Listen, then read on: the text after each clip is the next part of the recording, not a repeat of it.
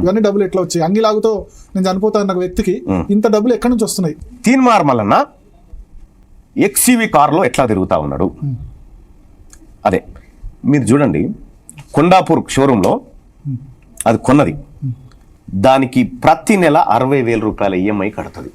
Okay, అంటే మీరు 60,000 EMI కడుతున్నారు రోజు. మేము మా సొంతంగా కారు ప్రతిరోజు నాకు. అయితే మా ఆమె కొనిచ్చినటువంటిది నాకు కొనిచ్చింది అప్పట్లో i20 కారు ఉండే.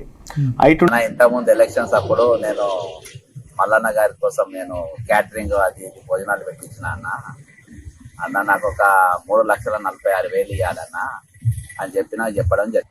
నాకు అక్షరాల 3,45,000 రూపాయలు ఇవ్వాలన్నా, నీకు ఆల్రెడీ ఆ విషయం తెలుసు. నేను ఆఫీస్కి కూడా వచ్చిన, ఆల్రెడీ నేను సూపర్ మార్కెట్లో అమౌంట్ ఇవ్వాలి, అయినా కూడా మా మిస్సెస్ యొక్క తాడు బ్యాంకులో పెట్టి ఆ అప్పు నేను కట్టడం జరిగింది. కాబట్టి నేను 100% నీ అంతరాత్మ తెలుసు, అక్కడ ఉన్నటువంటి మీ అన్న వెంకటేశ్వరకి తెలుసు, అక్కడ వచ్చినటువంటి భోజనం పెట్టిన అందరికీ తెలుసు. కాబట్టి 100% నాకు డబ్బులు రావాలి కాబట్టి నీ దగ్గరికి వచ్చా. ఇయ్యలేదు, ఇవ్వాల్సిందని చెప్పినా నాకు సంతోషం.